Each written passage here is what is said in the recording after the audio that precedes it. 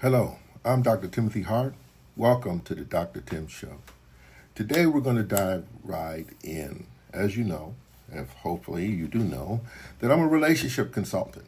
And one of the things that I do, and I'm quite good at it, is to help people to recognize and realize the successes and failures in relationships, help them to see where their performance is either hindering it or promoting it, and so that they can make quantified decisions as to how to conduct themselves in any relationship, whether it be intimate relationships, whether it be familiar relationships, business to business, employer to employee, and diversified friendships, the whole nine.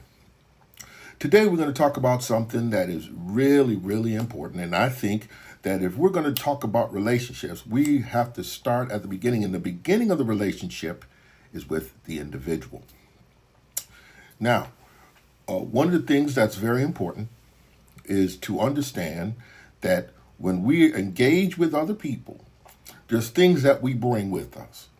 You're not just going in fresh. You're not just going in with nothing happening, no life. It's not like you were born yesterday at 11:59 p.m., 23 seconds. So, one of the main reasons why relationships fail is not what happens when you're in, it's what happens before you get in. And one of the things I want to talk about is what's called strategic self-presentation. Strategic self-presentation. What does that mean? What that means is that we prepare ourselves for relationships. We prepare. Now, many times it's grandiose, which means we're going to have the right garment, we're going to put on the right cologne, we're going to do the whole nine, make our face up, do the hair, the nails, the whole nine, preparing ourselves for what we think is a dating situation, when it actually is the initial presentation. Now, one of the biggest reasons why relationships fail is because people don't come in honestly. Y'all heard what I said. You're not honest going in. And counselors and various people in this profession, we start with the failure or when things are going wrong instead of dealing with the issues in the beginning. Most of us are, if I can say this and be right, are not really honest. I say that, and I'm going to say it again. Most of us are not real honest. And we'll go and we'll present our best self, or what we think is our best self. And as you see, as we go through, there are some reasons, and there are statistics to show that have been studied why this happens. So, some of the things we want to talk about today is, number one, misrepresentation in online dating, deception about core values and attitudes, and the hard to fake versus easy to fake dichotomy, and longitudinal ideation in established relationships. So let's start at the beginning. Number one, misrepresentation. This is the most studied area. Researchers find that deception is common, but often small and strategic, focusing on specific attributes rather than core values. According to a landmark study, Thoma and Hancock in 2010, they analyzed data's profiles, and this is what they found. They found that 81% of profiles contained at least one inaccurate dimension. They also found that deceptions were often about physical attributes. Men exaggerated their height by maybe a half an inch, while women underrepresented their weight by 8 pounds on average. Deception about age was less common, but followed a gendered pattern. Women underreported age more than men. And what's the reference if you want to read that? It is Thoma, CL, and Hancock, JT, 2010, Looks and Lies. You want to put that in your search engine and you can read that for yourself. The title of that work is The Role of Physical Attractiveness in Online Dating, Self-Preservation and Deception, Communication Research. Now, what I want to touch on here is the idea that when you go into a situation, any situation, there is that idea that I want to be accepted. Okay? Now, I'm sure some of you reading and some of you hearing this going to say, no, I don't care what people think. You're lying. You do care. If you didn't care, you wouldn't do all of the preparations that you do. Okay? Now, another thing we want to talk about in this area is this right here. There are a lot of things we want to project. We want to project, but they become hard to prove when a person starts digging. So the thing is, you want to hit it hard, you want to hit it quick, and you want to make sure that person is so impressed that they ignore red flags. They ignore things that are going to be harmful to the relationship. Okay? Which leads us to the second point. Deception about core values and attitudes. The same research suggests that people are more honest about core values than about easily verifiable facts, like weight. But strategic framing is still present. Okay? This report that I read found that both men and women reported that they feign religious commitment to attract a potential mate. In a scenario study, participants admitted that they would pretend to be more religious if they thought it would increase their attractiveness to a potential partner. Now, this is not just a religious thing. This is not just religion, but what it does is it talks about what we want to say what we think that person wants to hear. Okay? Now, in relationships, I've often heard in counsel and in consultation that, oh, everything was good in the beginning and they changed. No, they didn't change. They just pulled the wool over your eyes. Okay? They got you all wrapped up in a bunch of things that weren't really that important. And you got stuck. They tapped into that emotional thing. Most women are attracted by physical appearance. They want to look at the dress code. They want to look at how a guy's built, how he shaves his head. And if you've watched the show, Pop the Balloon, you know what I'm talking about. Okay? I have my opinions about the way people present themselves, but that's neither here nor there. We want to talk about what it's going to take for you, the viewer, to improve your relationships with people, starting with how you approach other people. Now, the next point is the hard to fake versus the easier to fake dichotomy. This is a critical framework in this research, okay? Because people lie more about traits that are hard to verify. Y'all heard what I said. They lie more about traits that you can't check out right away. And sadly, it's those things that come up later.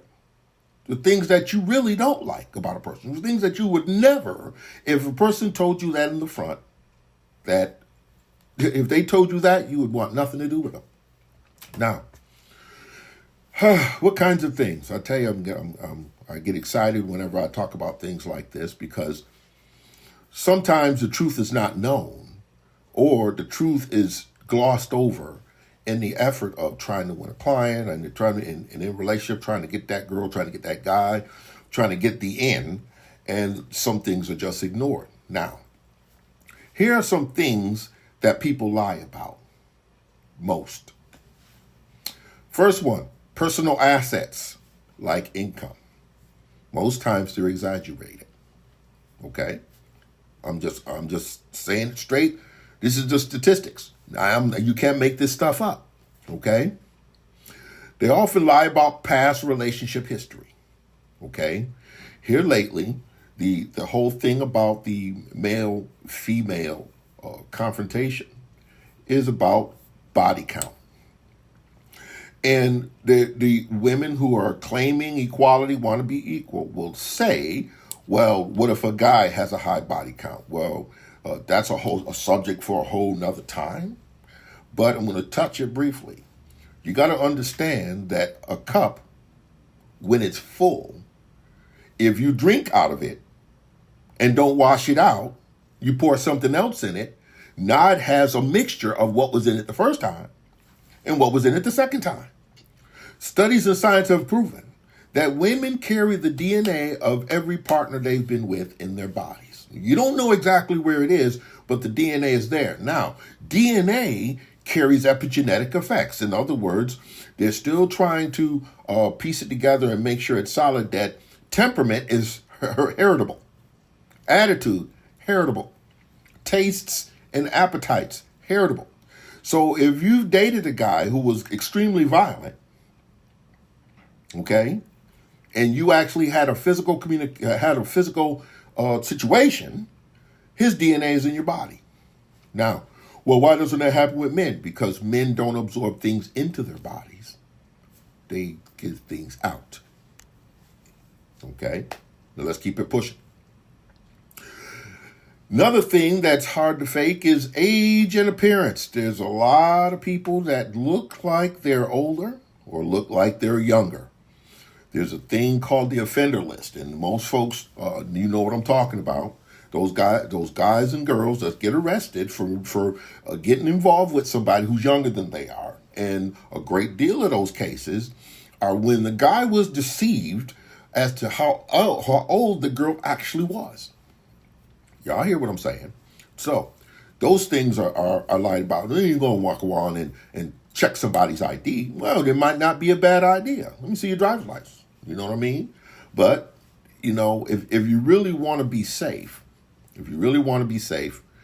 don't base the whole relationship on the first encounter. Get to know the person, okay?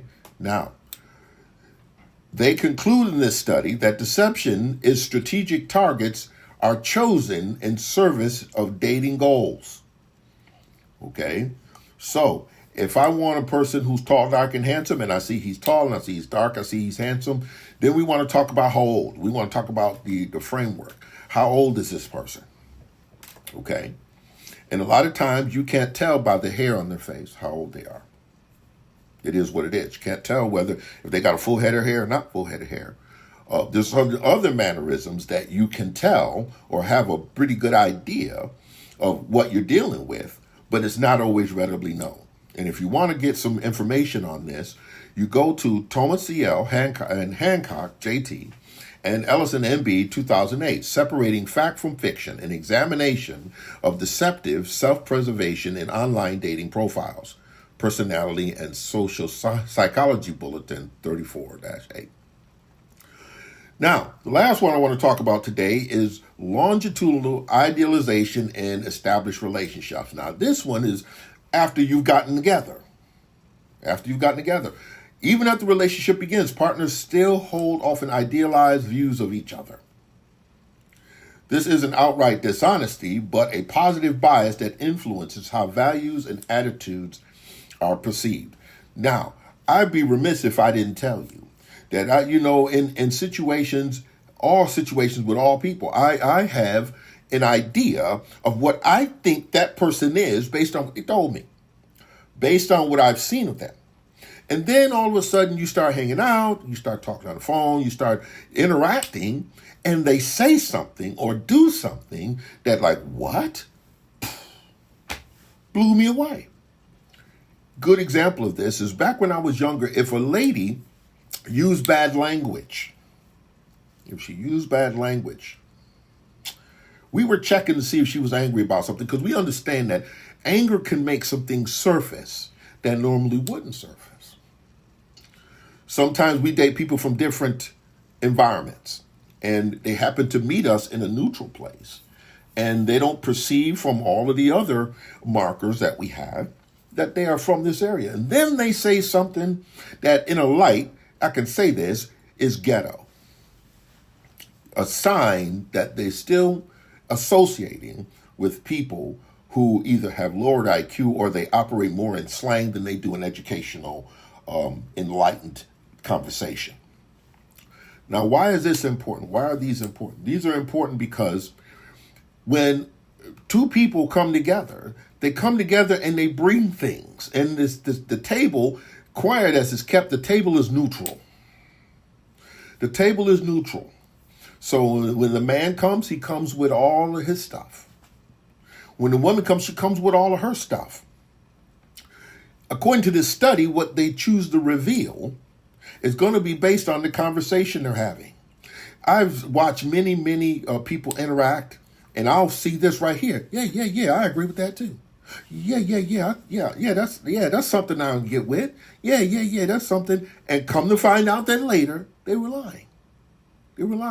Okay? Now, for those who know me, they know I'm a musician. It's not something that, I go around telling you, I'm a sax player, I play the best, That's not something I do, okay?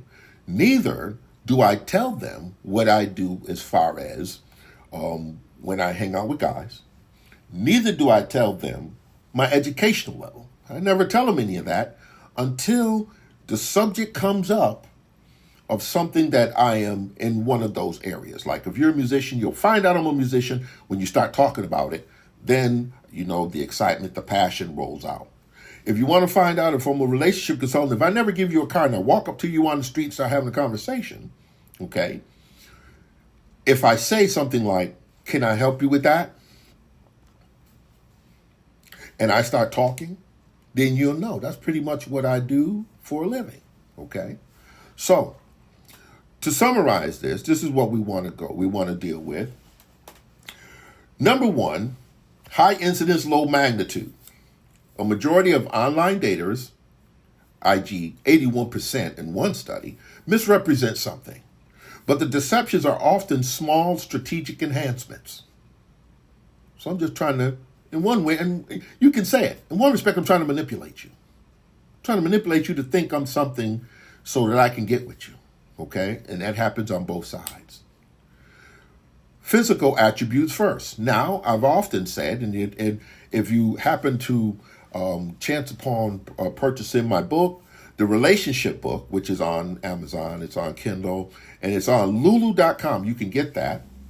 And I talk about most relationships are physical in the beginning because you know nothing about the person. So you're relying on what you see. Okay? So those areas are the areas that people tell the most common lies about. Height, weight, age. Okay? And if you don't believe it, women will often be very, very protective over when you say how much you think they weigh or how you think they are. Guys, less so.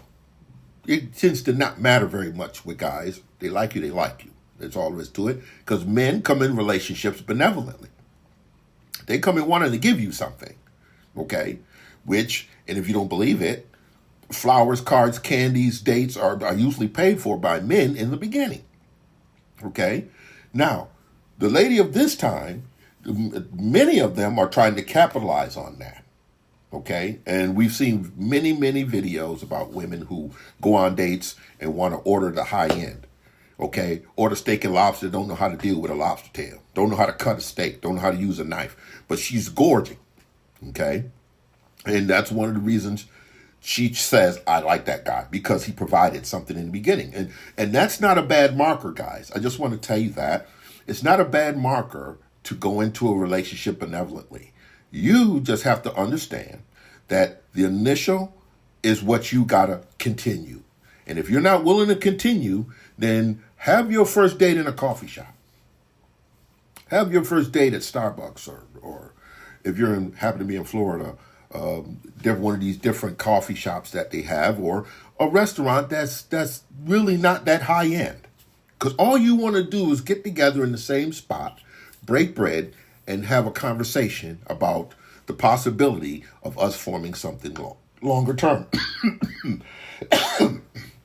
Now, number 3, values and attitudes.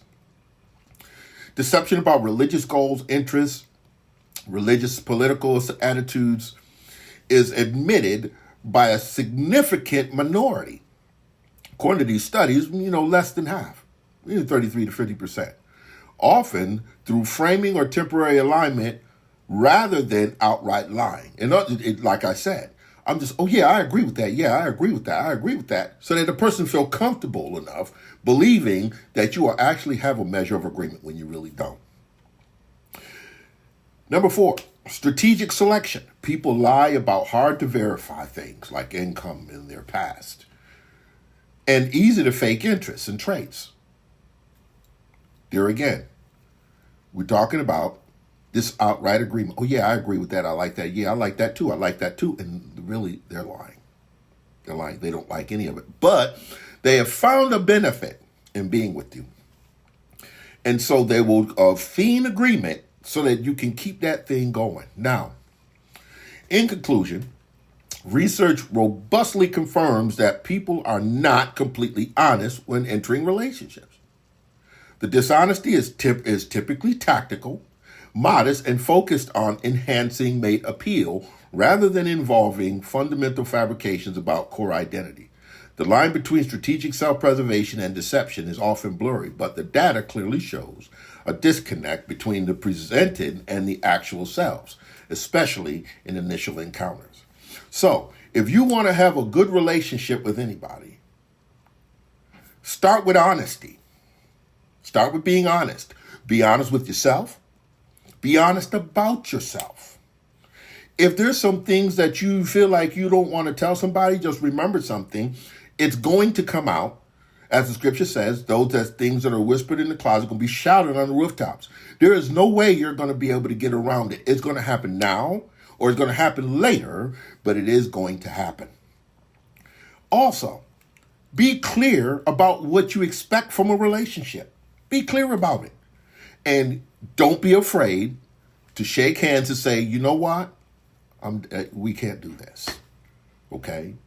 We talking about being rude about walking away. Guess what? If I'm sitting at a table with somebody and I know in my heart of hearts there's a bunch of stuff that I would not want to see because I know where it's going to head later on, I will have no problem saying, well, you know what?